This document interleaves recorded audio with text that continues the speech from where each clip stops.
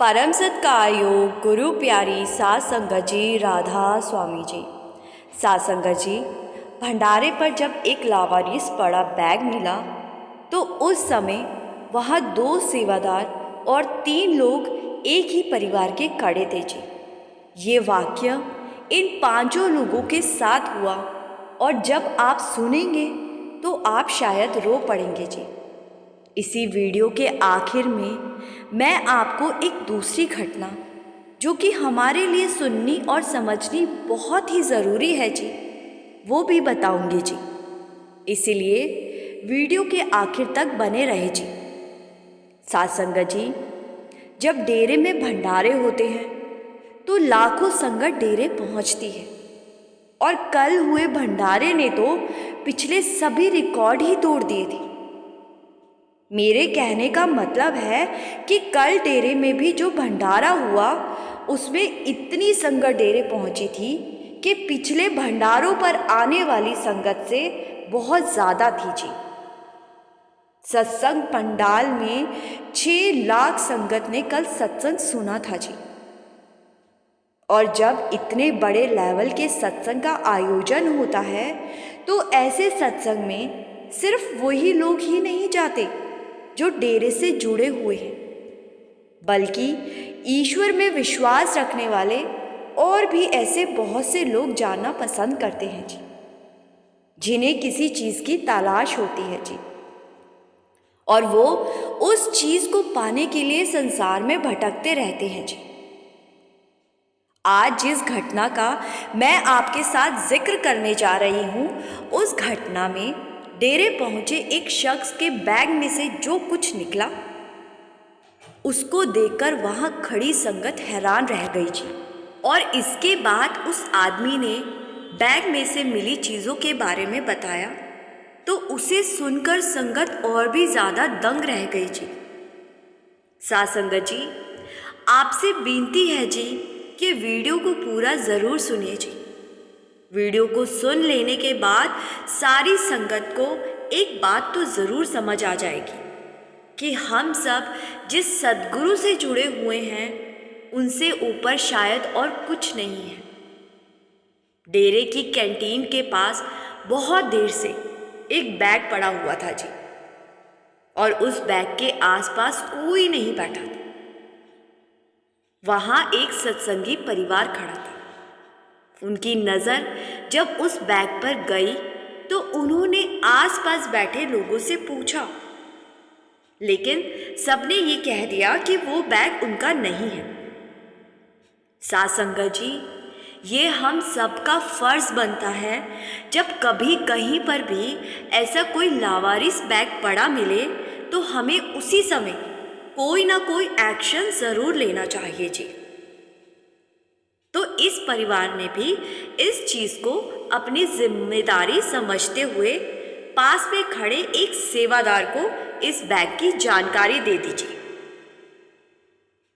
सेवादार को जब पता लगा कि ये बैग कई घंटे से यहाँ पड़ा है और बैग किसका है किसी को भी नहीं पता, तो सेवादार भी हरकत में आ गए जी, क्योंकि बैग में कोई ऐसी चीज़ भी हो सकती थी जिससे कोई बड़ा हादसा हो सकता था जी। तो वहाँ 2-3 सेवादार और आ गए और सबने आपस में बात की और कहा कि खुद से इस बैग को खोलना रिस्की होगा। इसीलिए सेवादारों ने आसपास खड़ी संगत को थोड़ा पीछे कर दिया और अब उस बैग को वहां पड़े 3 घंटे हो चुके थे। इसी बीच संगत की भीड़ में से एक आदमी निकल कर आया और कहने लगा, जी आप मेरे बैग को इतनी गौर से क्यों देख रहे हैं?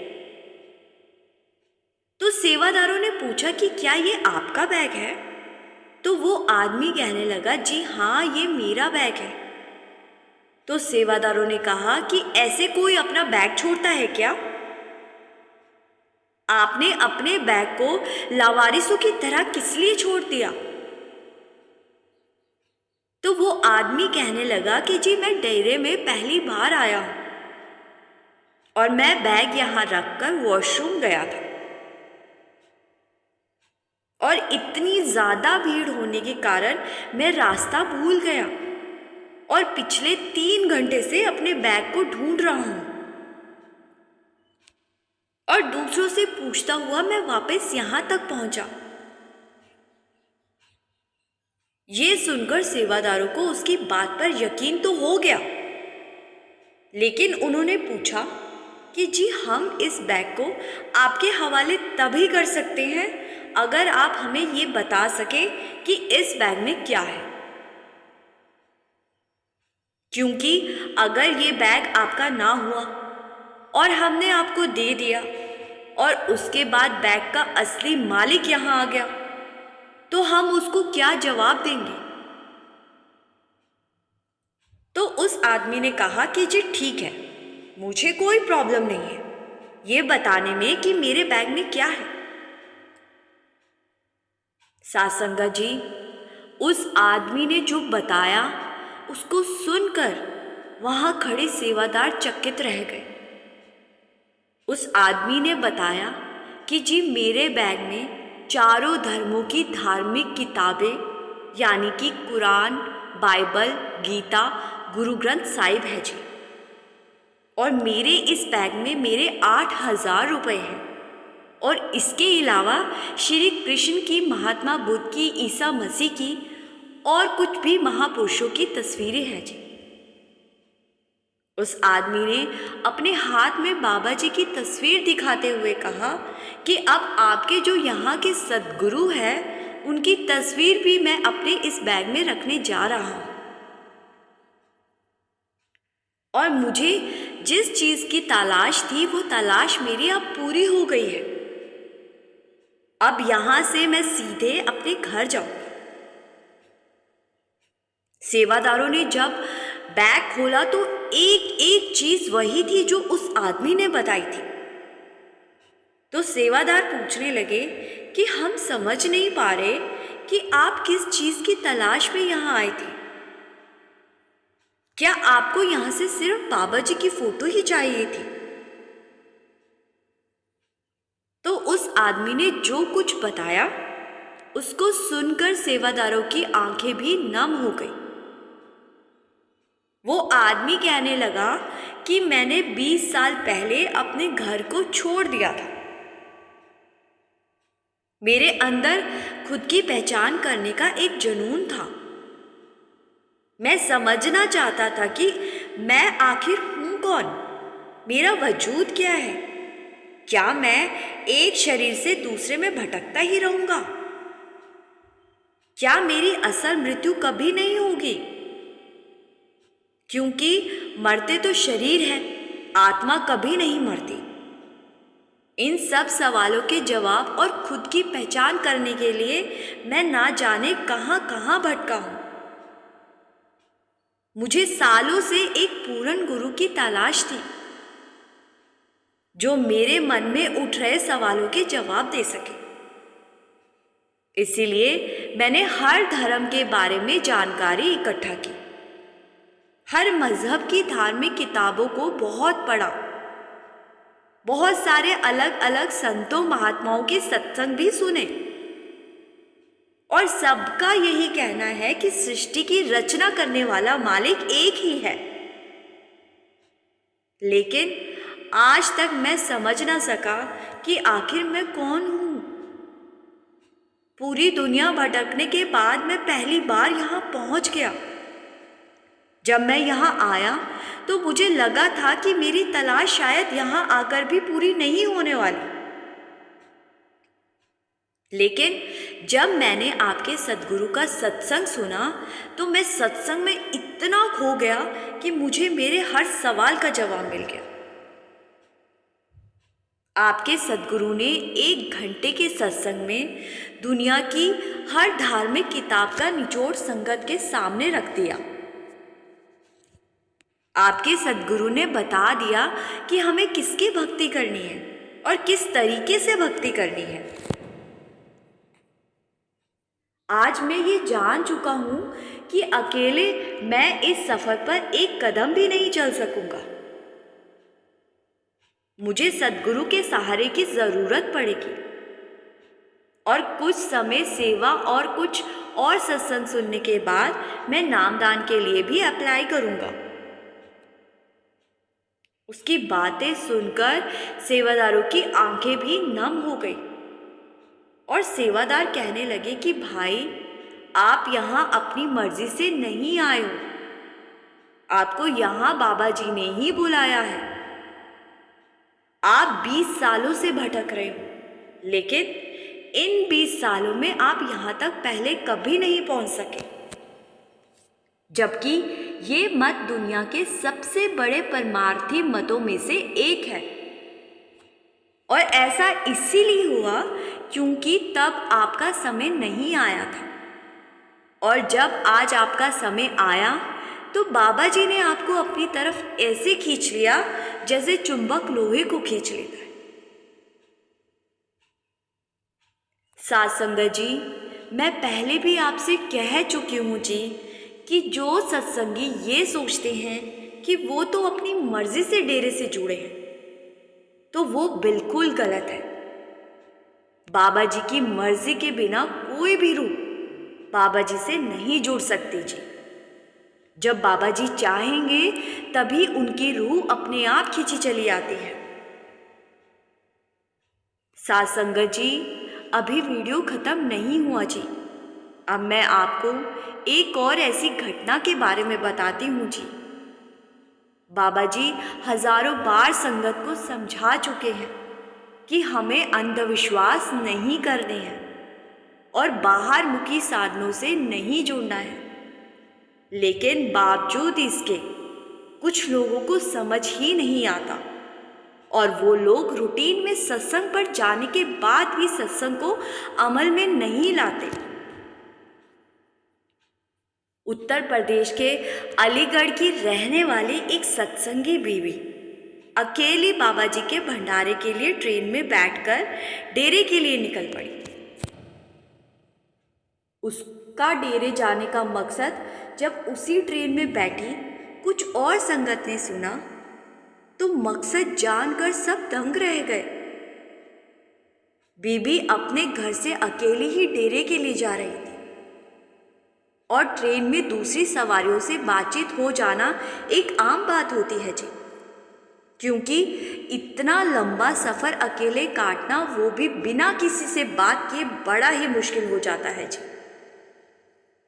ये बीबी ट्रेन में जिस जगह पर बैठी थी, इसके सामने वाली सीट पर बहुत ही कमाई वाले बुजुर्ग अंकल आंटी बैठे हुए थे और वो दोनों भी अलीगढ़ से डेरे भंडारे पर जा रहे थे जी। तो इनकी आपस में बातचीत शुरू होना लाजमी था जी। बातों बातों में बीबी ने बताया कि वो डेरे सत्संग सुनने के साथ साथ एक बहुत ही ज़रूरी काम के लिए भी जा रही थी। तो बुजुर्ग अंकल जी ने पूछा कि डेरे में तो संगत बाबा जी के दर्शन करने, सत्संग सुनने और सेवा करने के लिए जाती है, इसके अलावा तो शायद किसी के पास कोई और कारण ही नहीं होता। तो बीबी मुस्कुराते हुए कहने लगी कि मेरा मकसद इन सब से अलग है। तो अंकल आंटी ने बड़ी जिज्ञासा से जानना चाहा कि उस बीबी का मकसद आखिर है क्या। तो बीबी ने बताया कि उसके बेटे की शादी हुए 5 साल हो चुके हैं, इसीलिए, लेकिन उसके बेटा और बहू को अभी तक संतान नहीं हुई। तो किसी पहुंचे हुए ज्योतिषी ने सलाह दी है कि आप जिन पर पूरा विश्वास रखते हैं, अगर आप उनके चरणों की थोड़ी सी मिट्टी और उनके घर से थोड़ा सा पानी ले आएंगे और इन दोनों चीज़ों को अपने घर पर मेरे बताए स्थान पर विराजित करेंगे, तो आप बहुत जल्दी अपने पोते का मुख देख पाएंगे। बीबी आगे कहने लगी कि मैं इसीलिए ही डेरे जा रही हूँ, जिससे कि मेरे बेटा बहू को संतान प्राप्ति हो सके। अब ये सुनकर बुजुर्ग अंकल जी और आंटी जी एक दूसरे की तरफ हैरानी से देखने लगे और चुप हो गए। बेबी कहने लगी कि जी क्या हुआ, क्या मेरी किसी बात से आपको बुरा लगा? तो बुजुर्ग आंटी जो कि बहुत कमाई वाली थी, वो कहने लगी, नहीं जी, हमें आपकी बातों से बुरा नहीं लगा। हम तो बस यही सोच रहे हैं कि आखिर बाबा जी अपनी संगत के लिए इतनी भागदौड़ क्यों करते हैं, जगह जगह जाकर सत्संग क्यों करते हैं, जब संगत ने अमल ही नहीं करना होता। ये सुनकर बीवी कहने लगी कि आप ऐसी बात क्यों कर रही हो? तो आंटी जी कहने लगी कि बेटा, बाबा जी हमें अंधविश्वासों से बाहर निकालते हैं और हम हैं कि निकलना ही नहीं चाहते, और परमारस से जुड़ने के बाद भी हम लोग ज्योतिषों की बातों पर विश्वास करने लगते हैं। क्या ज्योतिषी उस मालिक की बनाई गई व्यवस्था को इस तरह के टोटकों से बदल सकते हैं? अगर वो बदल सकते तो दुनिया पर इतनी बड़ी बड़ी आपदाएं आने से पहले ज्योतिषों को क्यों नहीं पता चलती? क्यों वो भविष्यवाणी नहीं करते कि अब दुनिया में ये होने वाला है? आंटी जी ने उस बीवी को बहुत कुछ समझाया। आंटी जी कहने लगी कि बेटा, क्या तुम बता सकती हो कि तुम अलीगढ़ के किस ज्योतिषी की बात कर रही हो? क्योंकि एक ब्राह्मण ज्योतिषी हमारे पड़ोस में भी रहते हैं। मैं जानना चाहती हूं, कहीं तुम उन्हीं की बात तो नहीं कर रही हो? तो बीवी ने ज्योतिषी का नाम बता दिया, और नाम सुनते ही आंटी और अंकल दोनों बोल पड़े कि बेटा, ये तो वही है जिनका घर हमारे घर के पास है, और इनकी तो खुद की ही संतान नहीं है, और ये संतान प्राप्ति के लिए बड़ी बड़ी मेडिकल संस्थाओं से भी मिल चुके हैं। तो क्या इस तरह के टोटके इन्होंने खुद पर नहीं किए होंगे? ये सुनकर बीबी दंग रह गई और कहने लगी कि मैं इस बारे में नहीं जानती थी जी। मुझे तो किसी ने बताया था कि वो ज्योतिषी 51,000 फीस लेंगे और आपके घर संतान हो जाएगी। ये सुनकर अंकल आंटी हंस पड़े और कहने लगी कि बेटा, पैसे से या टोटकों से मालिक की करनी बदली जाती तो इस संसार में एक भी इंसान दुखी नहीं होना था। आगे आंटी जी ने कहा कि आप इन चक्रों में पड़कर अपनी नाम की कमाई को मिट्टी में मिला बैठोगी। बाबा जी संगत को कई बार समझा चुके हैं कि जो हमारी किस्मत में लिखा है वो हर हाल में होकर रहेगा।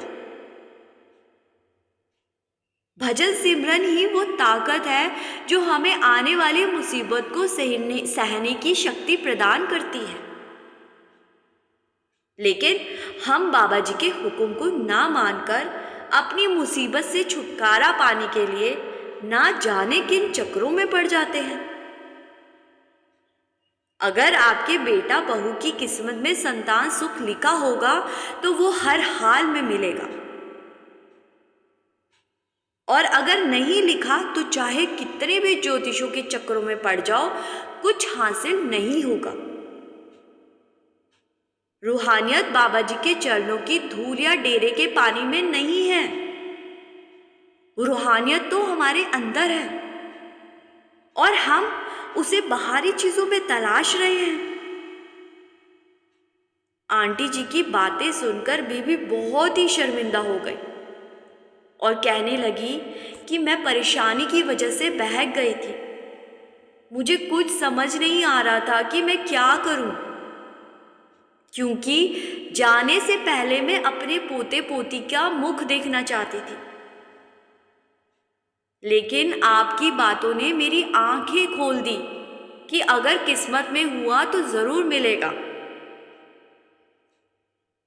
बीबी ने अंकल और आंटी जी से माफी मांगी और डेरे में बड़े ही ध्यान से सत्संग सुना और वापस लौट आई। साथ संगत जी, इसी के साथ मैं आपसे विदा लेती हूँ जी। फिर मिलेंगे एक नई और प्रेरणादायक साखी के साथ जी। कमेंट में राधा स्वामी लिखना मत भूलिए जी। गुरु प्यारी साथ संगत जी, राधा स्वामी जी।